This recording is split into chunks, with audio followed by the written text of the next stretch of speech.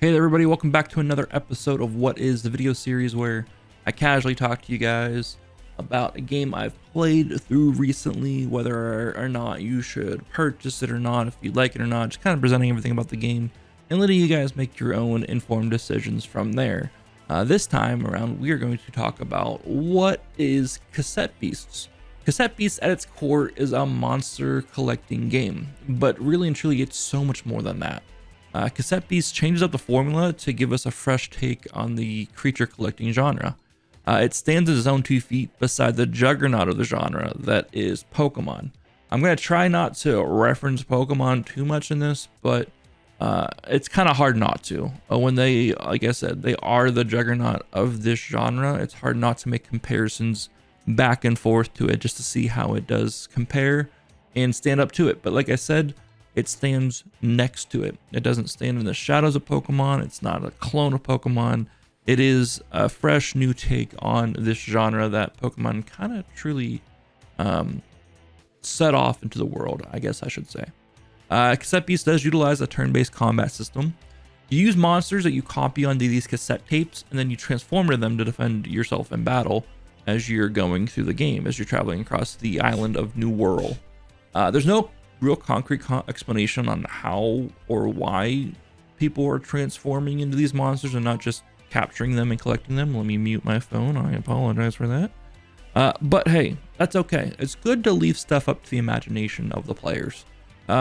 We don't need these things explained. No one really knows what New World is or why people are showing up there. And it's just kind of how the game goes. Now, you do uncover some of that stuff, that mystery as you're going through the game. And it does explain some things, but it does leave a lot to the imagination. And I don't hate that. I'm not gonna lie. With a game like this, I don't hate that. There's actually over 120 different beasts you can collect throughout the game. Some, to capture them, you copy them to the cassette tapes, like I said earlier, but others you need to remaster into a new version of it after you use the party enough, or use the monster enough in your party. Thankfully, you don't have to do battle with a monster to get XP with it, but it does gain more from being in battle than it does, just sitting in the party. But if, say, you catch a new version of something, and it's like the we'll say the baby version, the beginner stage of it, you can let it sit on the back lines a bit, collect the XP, level it up so you can remaster it into its new form. Because when you remaster something, it's like evolving in Pokemon. It's just gonna make that comparison. So you get better stats, and with those better stats, you get more HP, you do more damage, you're faster, you just survive better, and it helps you with some of the more challenging battles throughout the game.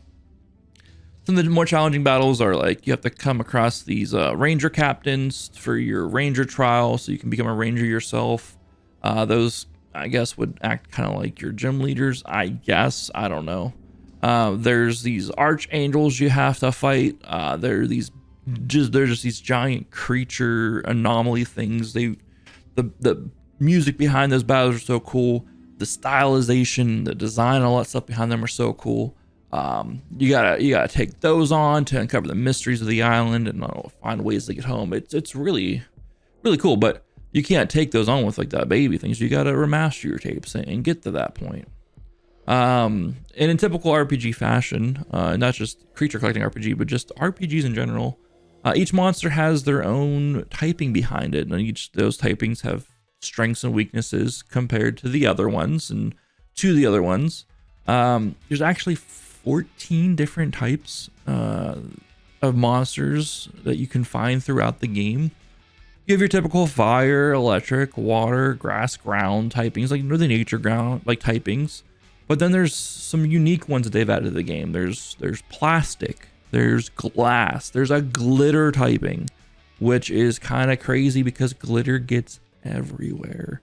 But the glitter one was fun to kind of work around because you glitter bomb a enemy, and then when you hit them with a certain type move, then it changes their typing to that move. It's really weird. It screws with people's strategies and all that stuff and the typings, and it became chaotic real quick. But it was fun to play with those different types of typings that you don't see typically in RPGs, I guess is the best way to put it. Like plastic. Like, it was so wild to see that, I guess. Like, the very first thing you catch is a traffic crab, at least most people, and then they're a plastic type, and then they have a move called Elemental Wall where you put up and it's just a wall of Legos to protect you from from attacks. Like, it's just, I don't know, it's just weird. It was cool though. Like, everything was like weird, but in a good way. It was like a weird, cool, I don't know how to describe it, to be honest, but it just made me smile every time I saw these different abilities and stuff. Speaking of the abilities, there's a variety of abilities that you can teach your monsters and your crew. And you can tailor the movesets to whatever strategy you decide to come up with. And, you know, depending on what difficulty you're playing on, the different strategies are what you'll need to survive each battle. How you learn these abilities is they'll learn them through, I guess, leveling up themselves. But you can also purchase different abilities from different vendors throughout the game, and you apply them to your creature's cassette through stickers. You can add stickers up to however many slots are available on the cassette. You can peel stickers off, add new ones. So you can interchange abilities between new monsters you collect that you level up with and all that stuff to whatever you want to form the perfect move set for your strategies. It's pretty cool. You don't have to, like, once you remove an ability from someone, you don't lose it forever. You can always reuse it on someone else. And I found that really nice and not tedious to try to, you know, find the perfect move. And it allowed me to experiment a lot more when playing the game. That was for sure.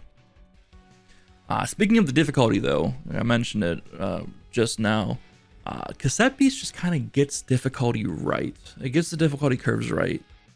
Depending on where you have your settings set, they do have a lot of different, you know, there's two different sliders. You can change how the wild monsters react and how the human AI reacts and stuff. These settings affect how much the enemies will scale up to your level.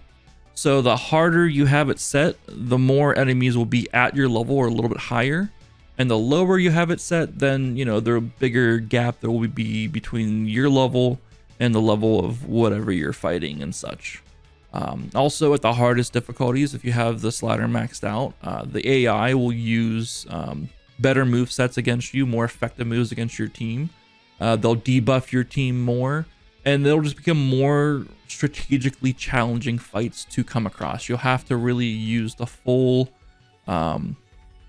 abilities at your disposal to really overcome those challenges. And that's what I like. It's not hey, here's a massive damage spawn and here's a mass amount of enemies coming at you. You really have to just actually think and use the right abilities to overcome those battles rather than just a war of attrition, just beating something down long enough until it dies. There are maybe some battles that may be too tough to handle, and you can always just go somewhere else. It is an open world game. There isn't a shoehorn path that you have to go here, which is one gripe I have with the Pokemon game. Sometimes you just want to go maybe just to a different area, and it's just like, what are you doing? You can't go that way. You have to go catch this legendary Pokemon first, or whatever. This game is completely open world. You can go wherever you want. You're only limited by the, I guess, traversal abilities that you may or may not have. And you get these different abilities by catching the different monsters throughout the game. It actually encourages you to catch different monsters throughout the game. At the very beginning, you catch this moth type thing, which allows you to glide around. I caught some sort of pumpkin thing, which let me turn into a vine ball that climb up walls.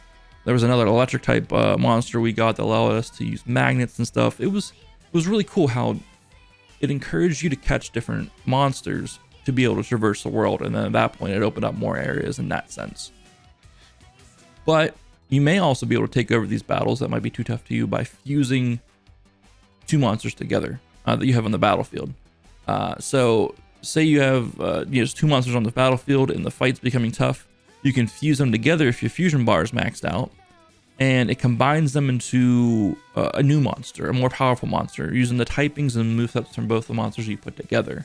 That monster has increased HP. It hits a lot harder.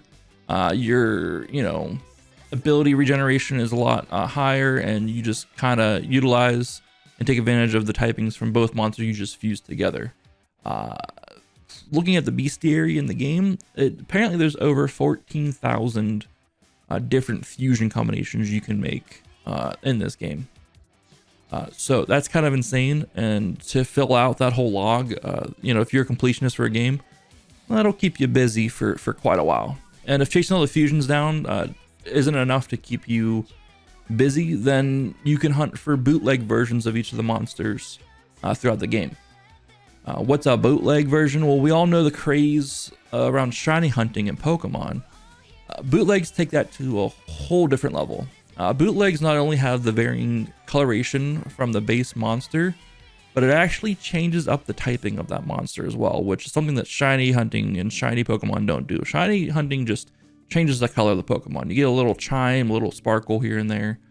But when you get a bootleg monster in Cassette Beast, like I said, it changes the typing of that monster, meaning that a monster that normally has a fire typing could be found to have any of the other typings available in the game. So it's not just you can find a bootleg version of the, you know, Pom Bomb, which is like the little puppy, you know, fire type creature.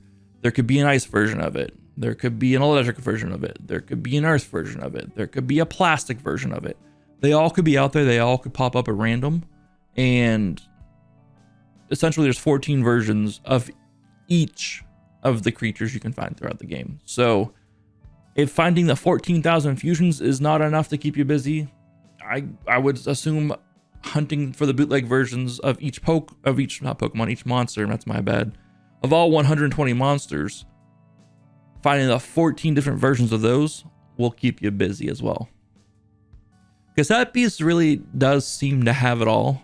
With its unique take on the creature collecting genre, I honestly believe it truly does stand apart from the rest. There's just so much charm sprinkled throughout the whole game. The combat made me use my brain, and I just didn't have to like smash the same attack over and over again like it feels like you can do in that other game we're not going to mention anymore. I even found myself, you know, I'm not much for 100%ing games or, you know, completing games, I guess is the best way to put it, but I found myself wanting to find more of these beasts, especially the bootleg versions, and just see what's all available in the game and so on and so forth. And just seeing what they all can fuse into. The fusions were pretty cool to see as well. But that being said, I can't recommend Cassette Beasts enough. If you're a fan of the creature collecting RPGs or not, Cassette Beasts will have something available for everyone. You can get it now on Steam or the PC Game Pass if you're subscribed to that. And it's going to be coming to consoles, I guess, on May 25th. The consoles being, you know, PlayStation, Switch, and the Xbox series. This would be a great Switch game. If you know, I don't have a Switch, but this just kind of falls straight in line for like a great Switch game to play on the go and everything of the sort. So I hope you guys check it out. These devs, the Byton Studio devs, deserve all the love in the world because this game is fantastic. I can't, like I said, I can't recommend it enough. You should buy it. If you don't have it on your PC, if you don't have a PC, wait for the console release and buy it then. Thank you guys for watching. I appreciate you all so much. Let me know in the comments below anything you want me to cover in the future. Let me know what you thought of the video, and we'll see you guys in the next one.